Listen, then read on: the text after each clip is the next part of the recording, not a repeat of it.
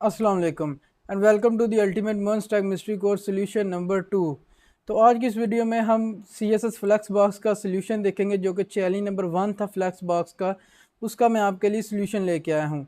तो अगर आपने चैलेंज को खुद से ट्राई नहीं किया तो आप खुद से उसको लाजमी ट्राई करें, 2 से 3 दफ़ा आप उसको ट्राई करें। अगर वो आपसे नहीं होता तो फिर आप इस वीडियो को देखें।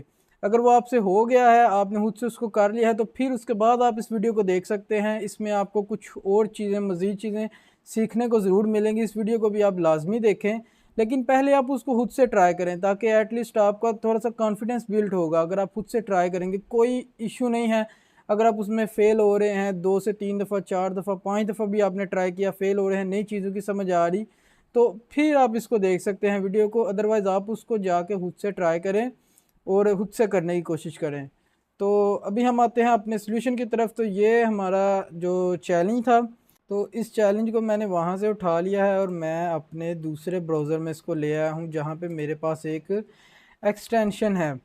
तो एक्सटेंशन कौन सी है? ये एक्सटेंशन है जिसका नाम है आई ड्रॉपर की कलर पिकर। तो ये कलर पिकर की एक्सटेंशन को आप यहाँ से जाके एक्सटेंशन में से इजीली डाउनलोड कर सकते हैं। यहाँ पे आप, ये वाली एक्सटेंशन है कलर पिकर की आई ड्रॉपर, ये आप देख लीजिए।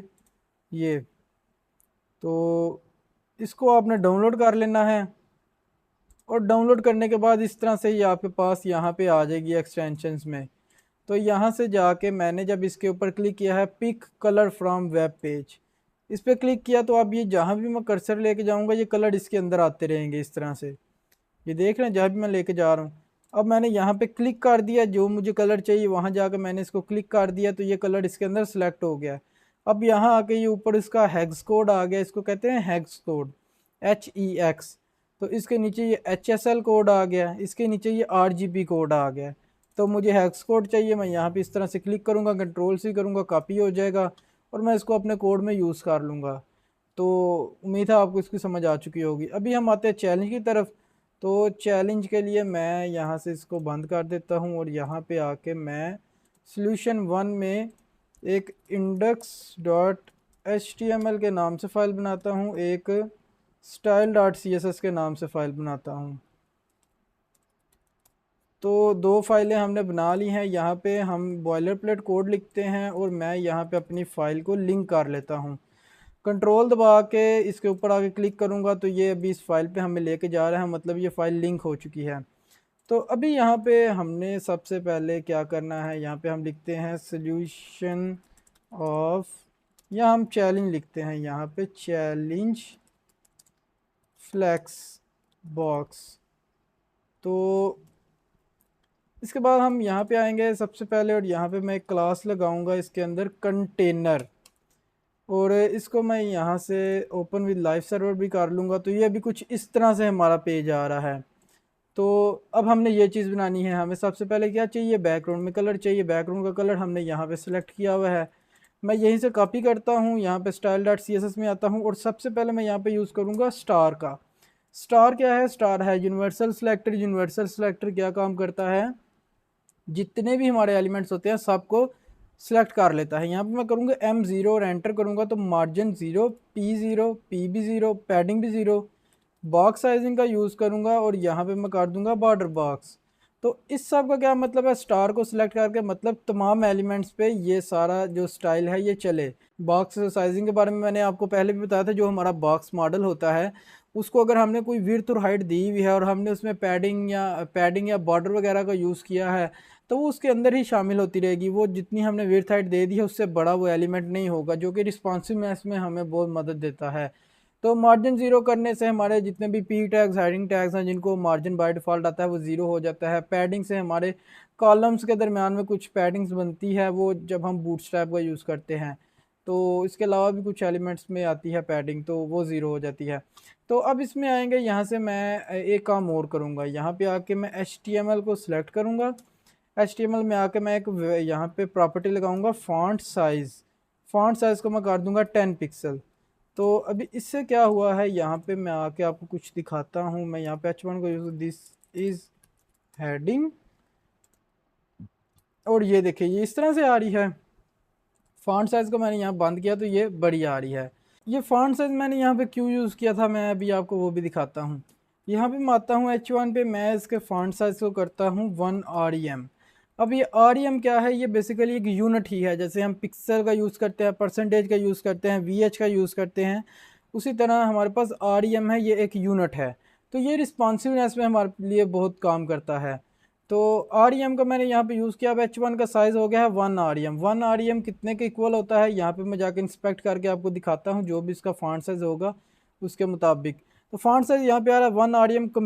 कंप्यूटेड पे क्लिक करेंगे और यहाँ पे हमें फॉन्ट साइज़ नज़र आ जाएगा 16 पिक्सल। तो क्या मतलब है इसका कि 1 REM जो होता है, जो स्टैंडर्ड साइज़ होता है 1 REM का, वो होता है 16 पिक्सल के इक्वल। तो मैंने यहाँ पे फॉन्ट साइज़ को क्या किया है, मैंने किया है 10 पिक्सल। तो अब फॉन्ट साइज़ इसका हो गया है 10 पिक्सल 1 REM का। तो ये मैंने क्यों किया है, ये मैं आपको बताता हूँ क्यों किया है। यहाँ पे आके देखें, ये 10 पिक्सल हो गया है। तो 10 पिक्सल से अब मुझे इजीली इसको, मतलब आसानी से मैं इसको मैनेज कर, मैंने यहाँ पे 1 REM लिखा मतलब 10 पिक्सल, मैंने यहाँ पे 2 REM लिखा मतलब 20 पिक्सल, मैंने यहाँ पे 4 REM लिखा मतलब के 40 पिक्सल। लेकिन अगर ये इस तरह से 16 पिक्सल रहता तो मैंने यहाँ पे 4 REM लिखा, मुझे कैलकुलेट करना पड़ेगा 4 इंटू 16, तो वो कैलकुलेशन में थोड़ा सा टाइम लग सकता है। इसलिए मैं प्रेफर करता हूँ यहाँ पे कि 10 पिक्सल को यूज़ किया जाए और उससे बंदा जल्दी से उसको कैलकुलेट कर लेता है। यहाँ के अगर मैंने यहाँ पे 40 लिखा तो 40 मल्टीप्लाई बाय 10 करें तो 400 आ गया। तो इस तरह से ये 400 पिक्सल इसका साइज़ हो गया। अभी मैं यहाँ पे 4 REM करूँगा जो कि 40 पिक्सल हो जाएगा। यहाँ पे मैं अगर इंस्पेक्ट करके आपको दिखाऊँ तो ये आप देखिएगा कंप्यूटेड में इसका साइज़ 40 पिक्सल आ रहा है। तो ये आपको रिस्पॉन्सिवनेस में भी काफ़ी हेल्प करता है, ये जो REM यूनिट होता है। इसलिए मैं तो इसको ही यूज़ करना प्रेफर करता हूँ अपने सारे प्रोजेक्ट्स में। तो अब इसको हम ख़त्म करेंगे, यहाँ से कंटेनर को, यहाँ से क्लास को पिक करेंगे, इसको ख़त्म करेंगे, यहाँ पे आकर डॉट कंटेनर, इसके अंदर बैकग्राउंड कलर, और बैकग्राउंड कलर हमारे पास जो था मैंने कॉपी किया था ये वाला, इसको हम यूज़ कर लेंगे। अभी कुछ भी नहीं आया, क्यों नहीं आया, क्योंकि हमारे पास कोई भी हाइट नहीं है और ना ही कोई एलिमेंट है। तो मैं यहाँ पे 100 VH की हाइट करूँगा और ये देखिए कुछ इस तरह से लग रहा है। अब इसके अंदर मैंने क्या करना है, मुझे चाहिए ये 4 बॉक्स। तो बॉक्स बनाने के लिए मैं यहाँ पे आ जाऊँगा और यहाँ पे आके मैं एक डॉट बॉक्स अंडरस्कोर एरिया की क्लास लिखूँगा। इसके अंदर मैं बॉक्सेस बनाऊँगा। तो डॉट बॉक्स का यूज़ करके मैं एक बॉक्स बनाऊँगा। बॉक्स के अंदर अब मुझे क्या चाहिए, मुझे एक चाहिए टेक्स्ट। तो टेक्स्ट को मैं लिखूँगा यहाँ पे आके स्पैन के अंदर। अभी ये कुछ इस तरह से आ रहा है, ये बिल्कुल ऊपर, कोई इशू नहीं है, हम इसको करेंगे। तो अब मुझे ये चाहिए, ये लोगो। एक काम तो ये है कि आप इसका लोगो सर्च कर सकते हैं, मैं लोगो नहीं लगाऊंगा। मैं बेसिकली आइकॉन्स यूज़ करूंगा यहाँ पे लोगो के, मतलब कि इसका जो भी लोगो है उसका आइकॉन यूज़ करूंगा, मैं इमेज नहीं यूज़ करूंगा। मेरे कहने का मतलब ये था, तो मैंने पहले गलत कह दिया। तो अब यहाँ पे क्या है, अभी यहाँ पे ये आ रहा है इसका लोगो, स्टैक ओवरफ्लो का, गिटहब का, लिंक्डइन का, यूट्यूब का। लेकिन मैं यहाँ पे इमेज नहीं यूज़ करूँगा, मैं यहाँ पे आइकन यूज़ करूँगा। तो आइकन क्या है उनके बारे में आप बताता हूँ। उसके लिए हम जाएंगे फॉन्ट ऑसम आइकॉन्स पे। तो ये देखें यहाँ पे हमारे पास हर तरह के आइकॉन्स हमें मिल जाते हैं। तो काफ़ी सारे फ्री हैं और काफ़ी सारे पेड भी हैं। तो फ्री वाले से हमारा काम ऑलमोस्ट हो जाएगा। तो ये मैं फॉन्ट ऑसम आइकॉन पे क्लिक करता हूँ और ये मेरे पास सारे आइकॉन्स यहाँ पे आ जाएंगे। तो यहाँ पे हमारे पास सारे आइकन्स आ चुके हैं, ये आप देख सकते हैं। टोटल आइकन इन फॉन्ट ऑसम 6 प्रो, तो 30,000 आइकन्स इसमें हैं, 15,000 आइकन्स इसमें हैं और 68 कैटेगरीज हैं। तो यहाँ से भी हम नीचे आए तो ये सॉलिड, लाइट, थिन, रेगुलर, हर तरह के आइकन्स हैं यहाँ पे। काफ़ी सारे आइकन्स इनमें पेड हैं, लेकिन हमारा काम फ्री वाले से हो जाएगा। तो ये देखिए जैसे कि यहाँ पे यूट्यूब का आइकन आ रहा है, ये स्टैक ओवरफ्लो का आइकन आ रहा है। तो हमें स्टैक ओवरफ्लो का चाहिए तो मैं यहाँ से इसको क्लिक कर लूँगा। इसके अलावा अगर मैं चाहूँ तो मैं यहाँ से सर्च भी कर सकता हूँ। तो आपको अगर ना मिला तो आप यहाँ से सर्च कर लीजिएगा। अब यहाँ पे आके मैं इसके ऊपर ऐसे क्लिक करूँगा और ये मेरा आइकन कॉपी हो चुका है। तो मैं इसको यहाँ से आके अपने टेक्स्ट के ऊपर ऐसे पेस्ट कर दूँगा। तो ये अभी आप देखिए ये कुछ इस तरह से आ रहा है। हमारा आइकन तो नहीं शो हुआ, क्यों नहीं शो हुआ, क्योंकि हमने ये फॉन्ट आसम का जो आइकन हम यूज़ कर रहे हैं, हमें पहले इसको इंपोर्ट भी करना पड़ेगा अपनी वेबसाइट के अंदर। तो उसके लिए हम क्या करेंगे, उसके लिए हम CDN का यूज़ करेंगे। अब CDN क्या है, CDN बेसिकली इसको कहते हैं कंटेंट डिलीवरी नेटवर्क को। तो CDN का क्या काम होता है? CDN का काम होता है कि हम उस कोड को, पर्टिकुलर कोड को जो कि CDN होता है, उसको यूज़ करके उस पर्टिकुलर वेबसाइट से कुछ भी कंटेंट ले सकते हैं जो भी हमें वो उस CDN को यूज़ करके प्रोवाइड कर रहे हैं। मीन्स कि ये एक API की तरह होता है। अब API का भी आपको भी नॉलेज नहीं होगी क्योंकि हमने अपने बैकएंड पे नहीं गए, हमने APIs वगैरह को भी नहीं बनाया। लेकिन ये आप इस तरह समझ सकते हैं कि मेरे पास एक वेबसाइट है और उस वेबसाइट के अंदर मैंने एक सेक्शन बनाया है जिसके अंदर बहुत सारे यूज़र्स का रिकॉर्ड है और मैंने एक इस तरह से उसको डिज़ाइन किया है, मैंने कुछ कोडिंग इस तरह से लिखी है कि एक यूआरएल मैंने जनरेट किया है आपके लिए। उस यूआरएल को आप अपनी वेबसाइट में कहीं भी यूज़ करें, मेरा वो कोड पड़ा हुआ है लाइव। तो लाइव जब पड़ा हुआ है आप उसको एक्सेस कर सकते हैं। तो आप उस पीस ऑफ कोड को जहाँ भी अपनी वेबसाइट में यूज़ करेंगे वहाँ पे आपने उसको बस विड्थ और हाइट देनी है। तो वो पर्टिकुलर जो मैंने यूज़र्स का रिकॉर्ड अपनी वेबसाइट में लगाया हुआ है, जो कि मैंने आपको एक कोड के ज़रिए, एक API के ज़रिए दिया है, वो आपकी वेबसाइट में भी डिस्प्ले हो जाएगा। तो ये काम एक API का होता है, इसी तरह हमारे CDN भी काम करते हैं। अब मैं यहाँ से मैंने इसको कॉपी किया, मैंने लगाया, नहीं चला, अब मुझे इसका CDN चाहिए, तो मैं यहाँ पे लिखूँगा फॉन्ट ऑसम CDN। तो ये यहाँ पे ये CDN JS की जो ऊपर सबसे आ रही है वेबसाइट, यहाँ से आगे cdnjs.com। तो इसके अंदर आपने क्लिक करना है और सबसे फर्स्ट नंबर पे जो आपके पास ये CDN आ रहा है, मैं यहाँ पे इसको दरमियान में आके कॉपी लिंक टैग पे क्लिक करूँगा जहाँ पे ये HTML टाइप कोडिंग टाइप का ना आइकन आ रहा है। तो मैंने इसको कॉपी किया और यहाँ पे आके मैंने इसको पेस्ट कर लिया।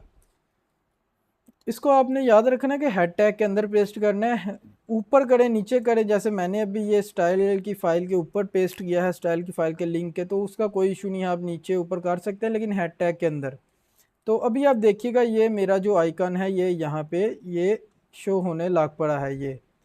तो अभी मैं क्या करूँगा, अब मैंने इसको करना है स्टाइल। तो पहले ना मैं अपने चारों बॉक्सेस बना लेता हूँ। तो चारों बॉक्सेस बनाने के लिए मुझे आगे गिटहब का बॉक्स बनाना है। गिटहब को मैं यहाँ से कॉपी करता हूँ और यहाँ आके मैं एक और बॉक्स बनाता हूँ जिसमें मैं लिखता हूँ गिटहब, और यहाँ से मैं गिटहब के लिंक को भी आइकॉन को भी सर्च कर लेता हूँ। तो ये हमारे पास सबसे ऊपर आइकॉन आ चुका है। यहाँ से मैं कॉपी करूँगा और यहाँ पे मैं आके गिटहब का आइकॉन लगा दूँगा।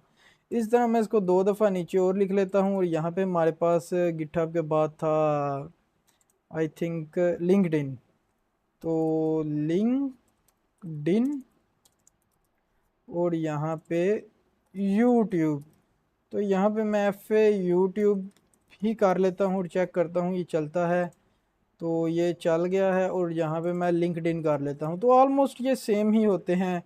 इनका जो नेम होता है, क्लासेस होती हैं बेसिकली। तो ये लास्ट पे ही मोस्टली इनका चेंज होना होता है। जैसे यहाँ पे लिंक्डइन है तो इस तरह से ये देखिए यहाँ पे ये लिंक्डइन आ गया है। अगर मैं यहाँ पे ऐसे फेसबुक करूँगा तो फेसबुक हमारे पास आ जाएगा। लेकिन अगर ना भी आए तो आप इस तरह से जाकर यहाँ पे सर्च कर सकते हैं। किसी किसी का नेम थोड़ा सा चेंज भी होता है। तो जैसे ये भी एक गिटहब का ही आइकन है लेकिन ये स्केयर फॉर्म में है। तो देखिए यहाँ पे इसका नाम है FA स्केयर गिटहब, लेकिन यहाँ पे मैंने सिर्फ FA गिटहब यूज़ किया है। तो यहाँ पे अगर मैं डैश डाल के इस तरह से स्केयर करूँगा तो ये स्केयर वाला आ जाएगा। ये देख रहे हैं, ये स्केयर वाला आ गया, लेकिन मुझे चाहिए ये गोल वाला। तो उसके लिए मैं सिंपल FA गिटहब लिखूँगा तो वो आ जाएगा। अब हमने आना है अपने मेन काम की तरफ। हमारा ये सारा काम ख़त्म हो गया। अब हमने आना है यहाँ पे। तो यहाँ पे आगे हमने ये बॉक्सेस बनाने हैं। बॉक्सेस बनाने के लिए हम अपने बॉक्स जो हमारा कंटेनर है हम इसका करेंगे डिस्प्ले फ्लैक्स, और फ्लैक्स करने के बाद मैं इसका करूँगा लाइन आइटम सेंटर और जस्टिफाई कंटेंट भी सेंटर, ताकि ये मेन एक्सिस और एक्स एक्सिस दोनों से मिड में आ जाएं। तो ये अभी हमारे पास सेंटर में आ चुके हैं। अब मैंने क्या करना है, मैंने आना है अपने बॉक्स एरिया में। क्यों? क्योंकि मुझे चाहिए ये एक रो में। तो रो में करने के लिए मैं यहाँ पे गेन आऊँगा बॉक्स एरिया में, यहाँ पे मैं आके गेन डिस्प्ले फ्लेक्स करूँगा। तो ये अब एक रो में हो चुके हैं। अब क्या करना है मैंने, अब यहाँ पे मैं आऊँगा dot box area dot box. तो डॉट बॉक्स क्या है? डॉट बॉक्स हमारे ये डिव्स हैं। तो ये क्या है, इनके पीछे एक बैकग्राउंड कलर है, इनके दरमियान में स्पेसिंग है। तो सबसे पहले हम बैकग्राउंड कलर लगाएंगे। बैकग्राउंड कलर हमारा वाइट है। उसके बाद हम इनमें थोड़ी सी पैडिंग भी लगाएंगे, तो पैडिंग भी लगा लेते हैं। पैडिंग मैं यहाँ पे 10 पिक्सल का यूज़ करता हूँ। बॉर्डर हमारा रेडियस में है, थोड़ा सा कर्व हो रहा है, तो उसको भी मैं कुछ 7 पिक्सल तक यूज़ करता हूँ। तो अभी ये हमारा कुछ लुक्स इसके जैसी आ रही हैं। अभी हमारा फॉन्ट साइज़ क्योंकि काफ़ी छोटा है इसके अंदर, तो हम ना पहले फॉन्ट साइज़ बड़ा करते हैं। डॉट बॉक्स एरिया के अंदर आता हूँ, डॉट बॉक्स के अंदर आता हूँ, यहाँ पे स्पैन को लिखता हूँ, यहाँ पे फॉन्ट साइज़ 2 REM करता हूँ। तो ये हमारा साइज़ इसका बड़ा हो गया है। अब इसके बाद मैंने क्या करना है, मैंने यहाँ पे आना है dot box area, dot box, और आई, आई क्या है, आई हमारा ये आइकन, आइकन का टैग आप देखें यहाँ पे आई, तो आई को मैंने यहाँ पे यूज़ किया, हमारा आइकन्स टारगेट हो गए, और यहाँ पे मैंने फॉन्ट साइज़ दिया 4 REM। तो ये अभी हमारा फॉन्ट साइज़ कुछ इस तरह से आ गया है। अब क्या मैंने करना है, मैंने ये बॉक्स के अंदर इसका डिस्प्ले अगेन फ्लेक्स करना है, जो कि अभी भी फ्लेक्स ही आ रहा है, लेकिन मैं इसको गेन फ्लेक्स करूँगा। तो यहाँ पे मैं लाइन आइटम्स को करूँगा सेंटर, ताकि ये ऊपर नीचे से ये सेंटर हो जाए। पहले ये सेंटर में नहीं थे, ये देखें, ये देखें, ये बिल्कुल ये नीचे वाली साइड यहाँ से कितना गैप है, बिल्कुल थोड़ा सा ये गिटहब के नीचे से और इसका गैप है, लेकिन ऊपर से कितना गैप है, सेम यहाँ पे यहाँ पे यहाँ पे। तो इनको अलाइन आइटम्स मतलब कि क्रॉस एक्सिस में करने के लिए मुझे यहाँ पे डिस्प्ले फ्लेक्स का यूज़ करना पड़ा। तो अब ये देखिए ये मिड में आ रहा है। तो अभी क्या करूँगा मैं, यहाँ पे मैंने ये सारा कुछ कर लिया। अब इनके दरम्यान मुझे चाहिए स्पेस, तो स्पेस के लिए मैं क्या करता हूँ, मैं इनको देता हूँ थोड़ी विड्थ अपने बॉक्सेस को। तो विड्थ मैं देता हूँ 170 पिक्सल, या मैं यहाँ पे 17 REM कर लेता हूँ, और यहाँ पे मैं 1 REM भी कर लेता हूँ क्योंकि हम REM को यूज़ कर रहे हैं। तो यहाँ पे मैं 0.7 REM कर लेता हूँ, जिसका मतलब है 7 पिक्सल। तो अभी हमारे पास इस तरह से आ गया है। तो मैंने क्या किया, यहाँ पे 17 REM की विड्थ दी है। अब मैं यहाँ पे जस्टिफाई कंटेंट स्पेस इवनली करूँगा, तो जिससे ये सारे एडजस्ट हो जाएंगे। अच्छा ये वाला हमारा नहीं हुआ, ये क्यों नहीं हुआ, इसको हम देख लेते हैं। तो हम यहाँ पे सिंपली टेक्स्ट अलाइन करेंगे और इसको सेंटर कर लेंगे, तो ये हमारा टेक्स्ट भी सेंटर हो चुका है, ये सारे टेक्स्ट सेंटर में आ चुके हैं।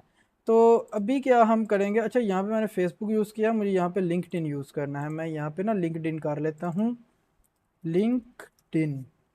तो अभी हमारे पास सारा कुछ एक्यूरेट आ रहा है। अब हमें ये कलर्स चाहिए, तो कलर्स के लिए मैं फिर से अगेन यहाँ पे आऊँगा, यहाँ से क्लिक करूँगा और इस तरह से अपने कलर पे गया। कलर पे जाकर मैंने क्लिक किया तो ये मेरे पास स्टैक ओवरफ्लो का कलर आ गया। और यहाँ पे आके मैं क्या करूँगा, मैं यहाँ पे इस तरह से आई डॉट और आगे स्टैक ओवरफ्लो की क्लास को लगाऊंगा। तो एफ ए स्टैक ओवरफ्लो, और इसके अंदर आकर मैं इसका कलर काट दूंगा जो मैंने वहाँ से पिक किया है।